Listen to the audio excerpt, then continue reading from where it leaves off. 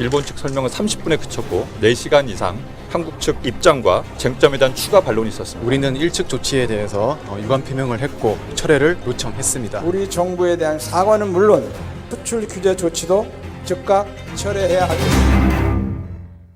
예, 지난 금요일 우리 산업자원부 실무진이 일본에 협의를 하러 갔습니다. 이번 경제보복 갈등이 벌어진 뒤에 처음 있는 한일 간 만남이었기 때문에 상당히 주목되는 회의였죠. 그런데 막상 마련된 장소에 가보니까 황당한 상황이 펼쳐졌습니다. 회행한 사무실에 업무용 테이블과 의자 2개가 덩그러니 놓여 있고요. A4 용지에다가 회의 제목을 써서 그걸 화이트보드에 붙여놨는데요. 수출 관리에 관한 사무적 설명회 라고 씌어 있고요. 그 일본 실무자 2명은 반소매 와이셔츠 차림에 타이도 하지 않고 앉아서 우리 측 입장하는데 일어나지도 않아요. 이게 과연 문화 차이일까요? 아니면 작정한 홀대일까요? 게다가 이번 주는요, 일본이 우리 정부에 제안한 강제징용 배상 판결에 대한 제3국 중재위에 갈 거냐 말 거냐 결정하는 거, 그 답을 해야 하는 시한입니다. 우리는 어떻게 해야 될까요? 오늘 일본 현지에 계신 분의 의견을 들을 텐데요. 이 사태 초기에 뉴스쇼에 연결을 했던 분이죠. 국민들의 불매운동 이야기를 언론에서 처음 언급한 분이기도 합니다. 일본 마쓰야마대 경제학과 장정옥 교수 연결을 해보죠. 장 교수님 안녕하세요. 네, 안녕하십니까. 우선 지난 금요일에 있었던 그 한일 실무자들의 만남. 네네. 이게 지금 문화적 차이입니까? 홀대입니까? 어떻게 보세요? 의도적인 홀대입니다. 의도적인 홀대요. 네, 명백한 홀대입니다. 어떤 점에서 그렇게 판단하셨어요? 첫째, 그 텔레비 화면에서 제가 봤습니다마는 한국 측이 입장을 하는데도 앉아 있었지 않습니까? 일본 측이 그렇죠. 예. 그런 경우에 제가 일본 회사라든지 저희 학교 같은 경우에는 학생들이 그 입학 시험을 받으러 왔을 때 저희들이 심사할 때 앉아 있습니다. 그리고 그 회사 같은 경우에도 입사 시험으로 응시생이 왔을 때 계속 들어오니까 앉아 있는 겁니다. 그 이외에는 완전히 기립을 하지 않더라도 조금 일어서는 사실은 보입니다. 그게 일본 문화에서도 당연한 네, 그렇습니다. 그렇군요. 그리고 그 반팔을 조금 전에 말씀하셨는데 일본 현재 쿨피스라에서 그 반팔을 입는 그 시즌입니다. 쿨비즈, 시원하게. 그 반팔을 입는 그 시즌인데요. 그래도 외국에서 올 손님, 귀한 손님이라면 일단 정장을 하고 나서 앉으면서 서로 더우니까 옷을 벗고 이야기하겠습니다든지 일단 양해를 구합니다. 그렇죠. 더더구나 그 음료수도 하나 없었죠. 물병 하나가 없더라고요. 물 한 잔이 없더라고요. 일단 그 물을 하나 두고 나서 그 다음에 보통 그 만남이라면은 그 다음에 뭐 커피라도 한 잔 하시겠습니까? 이런 정도의 질문을 합니다. 일단 물은 한 병 정도 놓여 있습니다. 당연한 거죠. 아니 손님이 왔는데 물 한 잔도 안 줍니까? 차는 고사하고. 야, 게다가요. 이 회의의 제목을 이제 써서 붙여놨는데 참 그것도 그래요. 그걸 여러분 화이트보드 아시죠? 이게 칠판처럼 적는 그 화이트보드를 세워두고 A4 용지 2개를 연달아 가지고 붙여놨어요. 그 자체도 아주 성의 없어 보이는데 뭐 그건 그렇다 치고 더 중요한 건 제목입니다. 제목을 뭐라고 썼느냐? 수출 관리에 대한 사무적 설명회. 사무적 설명회? 이건 우리는 통 안 쓰는 말이어서 이게 어떻게 해석해야 되나요? 예, 일단 일본이 한국에서 협의를 하겠다는 발표를 했을 때 일본 그 정부 측에서는 이것은 협의가 아니고 사실을 확인하는 설명하는 자리다. 그래서 일본에서는 그 쪽지에는 설명회라고 적었습니다만은 일본 정부는 우리 한자말로 회합이란 말이 있죠. 회합? 만나는 자리라는 식으로 표현을 했습니다. 그러니까 이거는 그냥 만나는 자리고 설명을 하는 자리지 뭔가 우리 한국 쪽 얘기도 듣고 논의하고 뭐 계획을 수정하고 이럴 생각은 없다는 걸 분명히 한 건가요? 그거는 한국에서 협의를 하러 온다 하지만은 일본은 이렇다고 그 감방 그 장관이 분명히 설명을 할 것이라고 못을 박았었습니다. 아, 이미 열리기 전에 그런 얘기를 했어요? 네, 그렇습니다. 이제 관심은요. 일본의 추가 경제 보복이 또 단행될 거냐 하는 부분인데 그 일본이 강제징용 배상 판결 난 후에 제3국 그러니까 심판을 두고 중재위를 열자는 제안을 했었습니다. 그리고 네네. 나서는 그 시한으로 우리한테 답을 달라 시한으로 정한 게 이번 주 목요일이죠, 교수님? 18일입니다. 예, 18일 목요일. 이건 이제 이번 경제 보복 있기 전에 내놓은 거였는데 이걸 우리가 받느냐 안 받느냐에 따라서 상황이 달라질 거라고 보십니까? 조금은 추가적인 것이 조금 완화될 수는 있겠죠. 좀 더 추가적인 그 공격이 좀 늦어질 수 있다든지 예. 그런 점은 있습니다만은 제가 볼 때는 예를 들어서 정치적으로 7대3이라든지 8대2라든지 이런 타협을 요구하는 것보다는 한국 측에서 일본이 요구하는 대로 백기투항하라는 식으로 기본적인 주장에 깔려 있다고 저는 생각을 하고 있습니다. 아, 백기투항할 때까지 밀고 나갈 거라고 보세요? 현재 그런 식으로 처음부터 저는 시작했다고 생각을 하고 있습니다. 아니, 뭘 그렇게 어떤 문제를 풀어가는 데 있어서 서로 주고받는 거지. 어떻게 백기투항이란 게 있을 수가 있습니까? 예, 그것이 현 그 정권에서 일어난 일이지만은 일본 내부의 이야기를 좀 들어보면은 제일 처음 시작된 것은 이명박 씨가 대통령을 할 때 말기에 독도에 상륙을 했었죠. 그랬었죠. 그리고 그 박근혜 정권이 들어서고 나서 위안부 문제가 조금 그때는 합의가 안 됐었습니다. 그리고 박근혜 정권에서 그 중국 쪽에 좀 기울어져 있었죠. 한 2년 동안 아예 한일 회담이란 게 없었잖아요. 네. 초기에. 그때부터 일본이 한국에 대해서 좀 제재를 가하겠다는 그런 감정을 계속 가져온 걸로 설명이 되고 있습니다. 일본에서. 그런 상황에서 문재인 정권에서 강제징용자 문제라든지 여러 가지 문제가 쌓여버린 거죠. 그러니까 그동안 쌓인 그 우익들이 한국에 대한 감정, 그 안 좋은 감정이 이번에 터진 거라고 보시는 거고. 터지고 자기들은 계엄 문제, 헌법을 바꾼 그 기회를 삼고자 하는데 국내 여론이 만만치 않으니까 국제 정치 쪽으로 관심을 좀 돌리고 싶은데 북한, 중국, 러시아 어디에도 현재로서는 자기들이 손이 아프단 말입니다. 그러면 제일 만만한 것이 한국이죠. 평화헌법 수정해가지고 전쟁할 수 있는 국가로 만들자라는 게 이제 아베 수건 사업 아니겠습니까? 그러려면 어느 나라를 좀 건드려야 되는데 그게 결국 제일 만만한 게 한국이었군요.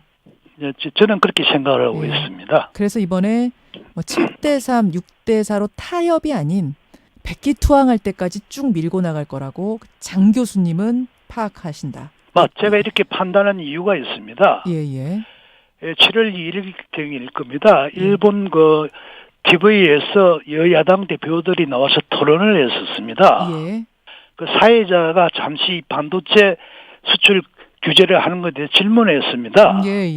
그때 그 아베 씨가 보통 일본 사람이라도 그렇게 하지 않을 건데 표정을 안색을 완전히 180도로 바꾸면서 본인의 분노를 드러내는 그런 식의 그 공개적인 그 TV 방송에서 그걸 드러냈었습니다. 그건 그러니까 아주 작정하고 이미 마음의 작정을 그때부터 하고 있었다고 보시는 거군요. 네, 그렇습니다. 저는. 알겠습니다. 7월 18일이 이 제3국 중재안에 대해 우리 대답을 듣는 마지노선이긴 하지만 우리가 어느 쪽으로 대답을 하든 이 경제 보복을 계속 강행하는 것에 대해서 지연은 될지언정 아마 계속 밀고 나갈 가능성이 크다는 말씀. 그러면 지금 이제 일본 내부 여론이 좀 움직여주기를 기대해 봄직도 해요. 왜냐하면 일본의 우리나라에 대한 수출 규제가 길어지면 일본 기업도 손해 아닙니까? 네, 양패 구상이라는 것은 예를 들어서 저희들하고 GDP를 규모를 보더라도 저희들이 약 4분의 1 정도밖에 안 됩니다. 손해를 보는 것은 저희들이 장기적으로 엄청난 손해를 봅니다. 우리나라가? 일본은 좀 덜할 겁니다. 그래도 손해가 있는 양패 구상이라는 것을 알면서도 아베 정권이 밀어붙일 정도니까 상당한 각오를 하고 있다는 겁니다. 아, 양패 구사. 그러니까 서로 지는 싸움이라는 걸 일본도 알면서도 지금 예, 이러는 그렇죠. 거다. 예. 그러니까 서로 지는 싸움이라는 걸 알면서도 아베가 밀어붙이는 건 알겠는데 어쨌든 기업들은 반발이 있을 거 아닙니까? 여론은 어때요? 여론은 아직까지 일본은 보수 언론들, 예. 후지라든지 상케이 같은 계열입니다만은, 예. 그리고 요미우리 정도가 이 문제를 조금 거론을 하고 있는데요. 어허. 다른 데는 조금 보수적으로 정부가 한국을 밀어붙이는 것은 일본 기업들에게도 약간 피해가 오는 자충수다. 자충수다. 냉정하게 보자는 그런 방들이 나오고 있습니다. 그렇지만 일반인들은 아직까지 막 수출 규제를 하고 있다는 정도는 알고 있습니다만은 이 문제가 어떻게 파급 효과를 가져올 것인가 거기까지는 관심이 없습니다. 아, 아직 일반 여론은 무관심. 하지만 뭐 신문에서는 이게 우리에게도 좀 안 좋을 수 있다 장기적으로 이런 게 나오는 정도, 평이 나오는 정도. 네. 일본 국민들은 무관심하다고 지금 말씀하셨지만 우리 국민들은 지금 자발적 저항이 들불처럼 일어나고 있거든요. 네네. 장 교수님이 저희 뉴스쇼에 나오셔서 처음으로 불매운동에 대해 언급을 하셨던 분이에요. 정부는 신중하게 대처하되 국민들은 뭐 자발적 저항을 하는 모습을 보이는 게 투트랙으로 가는 게 이게 해법이 될 수 있다. 그런 말씀을 하셨잖아요. 네네. 그 신념은 변함없으십니까?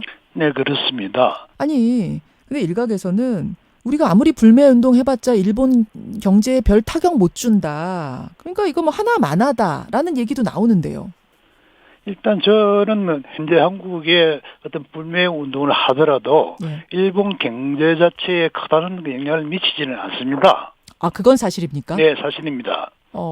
예. 자동차가 조금 그 금액이 큽니다만은 예. 일본 전체의 수출량을 볼 경우에는 그다지 큰 영향이 없습니다만은 장기적으로 갈 경우에는 일본도 꽤 영향이 있을 거라는 것을 보여주는 겁니다. 아베 정권 너무 길게 하지 말고 서로 조금씩 양보해서 정치적으로 타협을 개하는 것이 좋다는 것을 저희들이 보여준다는 겁니다. 국민들이. 자, 단기적으로는 큰 타격 없지만 장기적으로는 반드시 타격이 된다는 거. 경제적인 측면은 그렇고요. 네. 또요. 그런 점에서 어떤 한국 정부가 일방적인 백기 투항이 아니고 어느 정도의 협상 카드로서도 조금 이용할 수가 있습니다. 협상 카드로. 우리 국민들의 정서가 이렇다라는. 네. 일본도 장기적으로 피해가 있다는 겁니다. 그렇죠. 그리고 국민 감정적인 면에서도 국민의 위기감을 어떤 뭐 재인식시키는 효과, 우리 각오를 다지는 효과, 뭐 이런 감정적인 효과라는 것도 무시할 수는 없잖아요. 예, 진짜 뭐냐면은 여기서 단기적으로 해결되기가 상당히 어렵기 때문에 해법이 없습니다. 현재로서는 그런 점에서 우리가 조금 전에 말씀드렸듯이 경제적인 피해가 우리가 훨씬 클 겁니다. 저는 아주 클 거 생각하고 있습니다. 아, 이게 장기화되면 일본이 본격적으로 시작한다면은 저는 IMF 정도 이상의 피해가 있을 수가 있습니다. 그런 정도의 각오를 하고 그 인식을 좀 새로이 했으면 좋겠다는 그런 점에서 제가 한번 지적을 했던 겁니다. 아베 정권이 한국을 백기투항시켜야겠다는 정도의 각오로 이걸 계속 밀고 나갈 경우 화이트리스트에서 우리를 아예 제외시켜버리고 전 수출 품목에 대해서 규제를 시행하는 정도의 강한 압박을 해올 경우엔 IMF 정도 상황도 생각하신다고요? 예, 저는 그렇게까지 피해가 있을 수가 있다고 생각합니다. 일본이 노리는 것도 그거고요. 그래요. 네.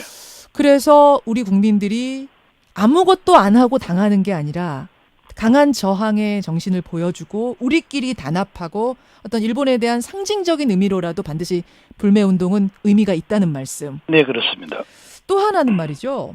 제가 알기로는 아베 정권의 지지층이 주로 1차 산업 종사자들 그리고 서비스업, 서비스업, 그러니까 자영업 이런 종사자들이라고 알고 있어요. 네네. 그렇다면은 일본 여행 안 가는 거, 이게 어느 정도 타격이 되지 않겠는가? 이건 어떻게 보세요? 저는 상당히 큰 타격을 줄 거로 생각하고 있습니다. 아, 여행 안 가는 거는요? 네네. 특히 그 도쿄라든지 오사카처럼 큰 도시는 우리 외에도 뭐 중국 사람이라든지 대만 사람이라든지 많이 옵니다만은 특히 그 지방 그 중소도시에는 상당히 한국의 그 관광객들이 한 30% 정도 차지를 하고 있을 겁니다. 뭐 예를 들면 어딜까요? 후쿠오카, 오사카 이런데요? 베푸라든지 베푸. 오사카 쪽이라든지 도쿄 큰 도시는 외국 사람들 다른 나라 사람들도 많기 때문에 예. 금방 어떤 피해가 나타나지 않는데 예. 그 중소도시 같은 경우에 한국이라든지 대만, 중국 이 세 3개국의 사람들이 많습니다. 후쿠오카, 뭐 베푸, 나가사키 뭐 이런 곳들 조그만 도시들이 예, 있죠. 예, 맞습니다. 네, 그런 데는 바로 그 상인이라든지 숙박업이라든지 이런 지역 경제에 바로 그 피해가 느껴지기 때문에 예. 이런 지방자치단체 지역에서 이런 지사라든지 도지사라든지 이런 사람들이 경기가 갑자기 안 좋아졌다. 자민당에 대해서 조금 그 어떤 압력을 넣을 수도 있지 않겠습니까? 그렇죠. 네, 그런 점에서 효과가 있다는 거죠. 알겠습니다. 네, 반대로 저희들 뭐 항공업체라든지 이런 그 여행 업체에 대해서 조금 피해가 또 생길 수가 있겠죠. 우리도. 네네. 참 아베 정권이 왜 이렇게 아까 양패 구상이라고 표현하셨는데 서로 죽는 이런 다이다이 구상을 왜 갖게 됐는지 참 어리석다라는 생각이 들고요. 일본의 우익들 말입니다. 네네. 하루빨리 정신을 차려서 이 자신들이 틀렸다는 것을 인지하고 접었으면 좋겠습니다. 그것만이 길이라는 생각이 드네요. 네네. 알겠습니다, 교수님. 오늘 말씀 고맙습니다. 네, 감사합니다. 예, 일본 마쓰야마대 경제학부의 장정욱 교수 만나봤습니다. 김현정의 뉴스쇼는 청취자 여러분의 참여로 이루어집니다. 트위터, 페이스북, 레인보우 게시판, 그리고 단문 50원, 장문 100원의 유료 문자 샵 1212, 우물정 1212 통해 참여하실 수 있습니다. 김현정의 뉴스쇼, 여러분과 함께 만듭니다.